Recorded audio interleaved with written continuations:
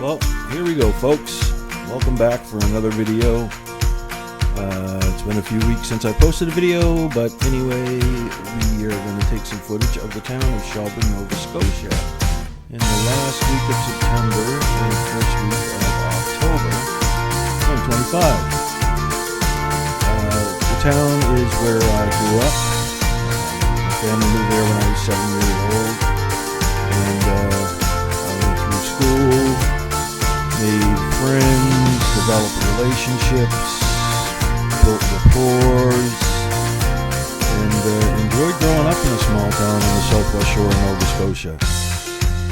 I hope to show you guys a little bit of the town, and we'll touch on a few topics and things about the town while we watch the video.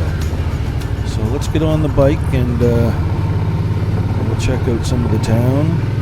Notice that not a lot of trail riding on this one. It's mostly road riding, which may surprise some, but in the small town of Shelburne in Nova Scotia, you are allowed on certain roadways at a reduced speed of 25 kilometers per hour.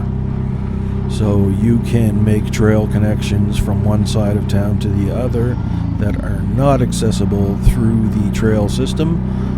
The town has allowed to legally let you make those connections using the main roadways. A couple advantages to this for towns that do that is more access for trail riders and groups of people going through to get to local businesses and restaurants and things for a bite to eat, and enjoy some of the local community spirit and some of the amazing views that our province has to offer.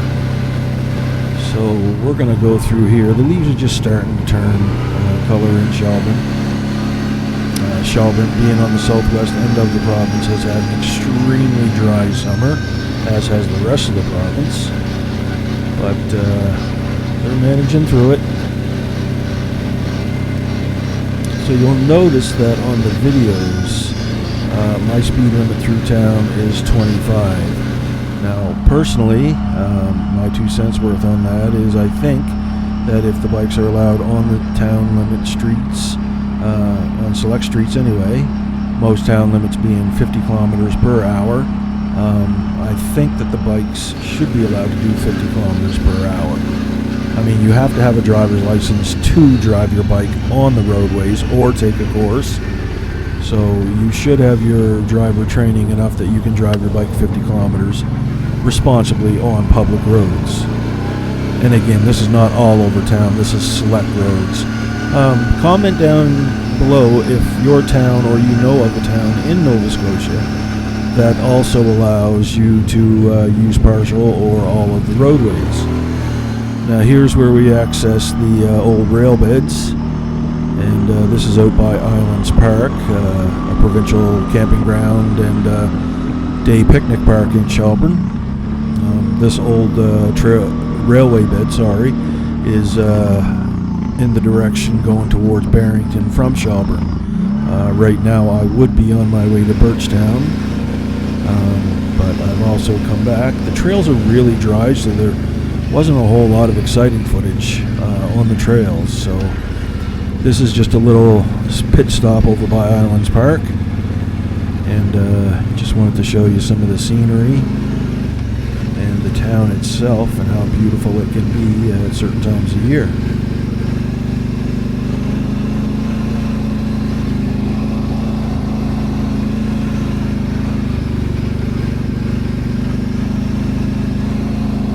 This footage is being filmed on my DJI Osmo Nano, and I'm going to have to do some investigation on the colors. Now we got a little bit of drone footage of the harbor. I've recently picked up some Fconcepts ND filters that also have a polarizing feature on them, and experimenting with those has been fun. I really like the way they cut through the glare on the surface of the water, so you can see through that and get an idea of what the bottom looks like. Here's the town itself. Over there's the new little marina they put out behind the Woodworkers Home Hardware area. It's frequented by quite a few people, actually.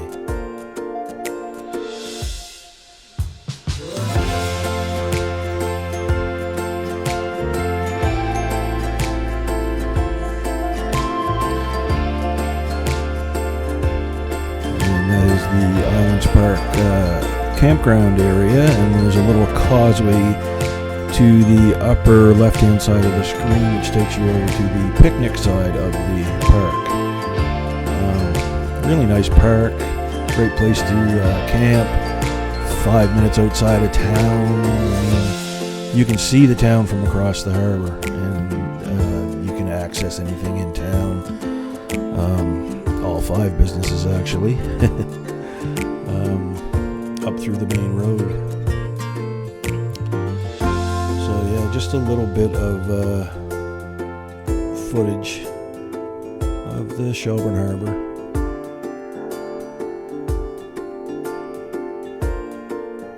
A lady walking her dogs.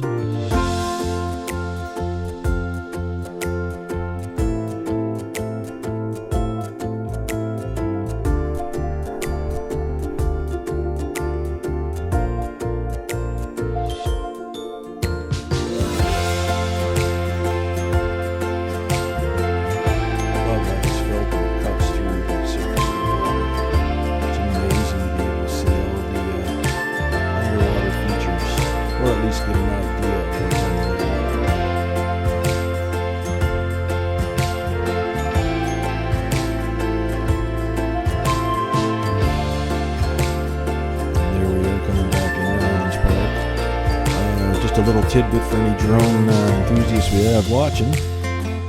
I didn't land or take off from Provincial Park area because, as we know, you are not allowed to land or take off from Provincial Park areas, although you are allowed to fly over them and use the footage from that. So I am way off in the parking area, actually.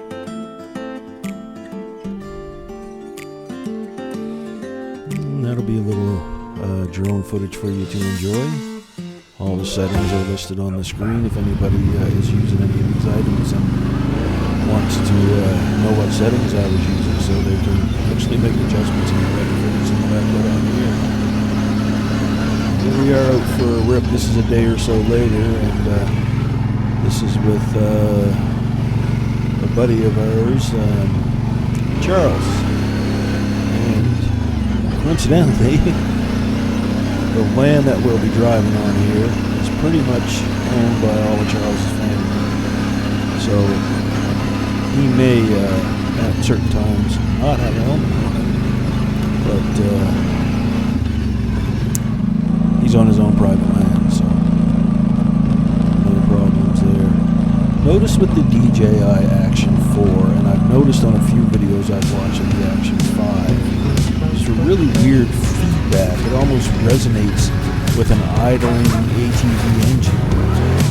I don't know if it's just me that figures that, and it's only my Action 4 that does it. My Osmo Nano doesn't do it. My Pocket 3 doesn't do it, although I don't use that for a lot of action shots and action videos because it's not waterproof. Oh, a drop of water. We managed to find a drop.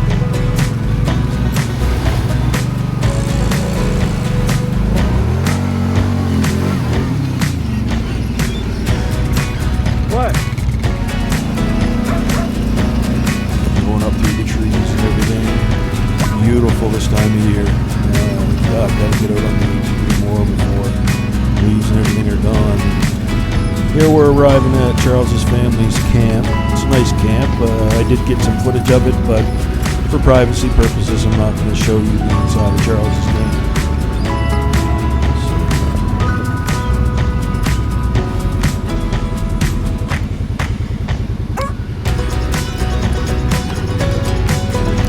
And this is a camp that's just beyond the camp that we just stopped at. Not sure whose this was. He told me whose it was, but I'm not sure.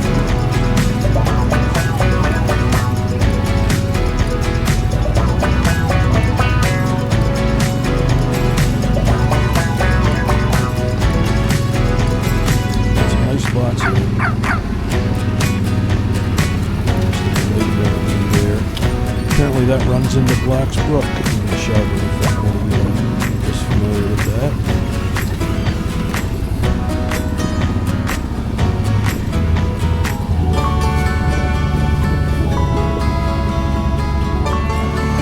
Stop for a little snack there, and off we go again. Head back through. There's been logging going on back through here, so some of these trails have been greatly increased with porters and tree climbers and stuff like that.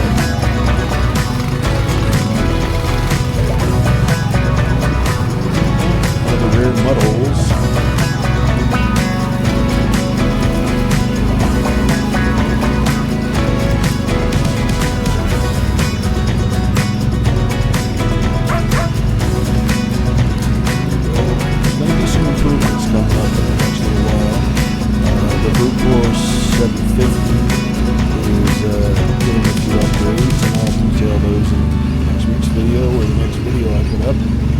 Try to do it weekly, but life happens, and sometimes we just don't have enough time.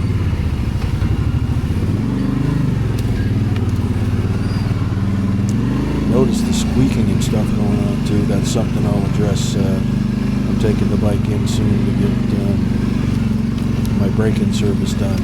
Getting that done at a dealer so it doesn't affect my warranty at all. I plan on making sure they address the incredible squeaking that comes out of the front end of the bike. It's amazing that a brand new bike will squeak like that.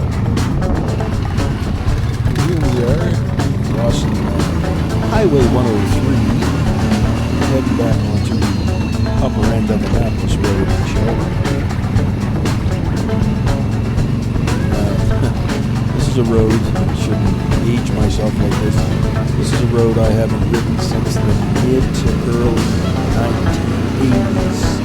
When I was a kid, I had a dirt bike that used to frequent Annapolis Road quite often.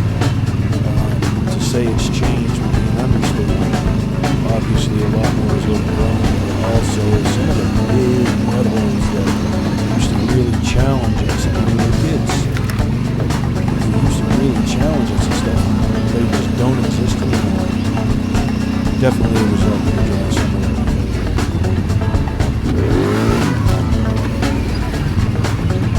And we almost put it in the trees.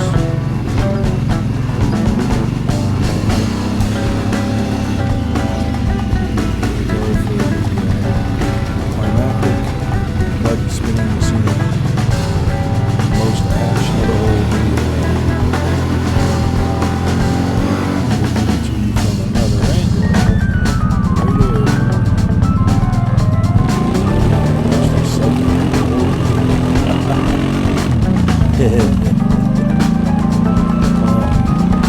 That'll be it, and sorry the video was so short this week. Life happens. I threw this one together just because I wanted to give some people something to watch if they were looking for something. Not that I was expecting it. It's early in my career and I don't have any followers, but to all the ones that lasted this far, I want to thank you so much. It means a lot to me that you would take the time out of your day to tune in and see what simple little things that I may get up to.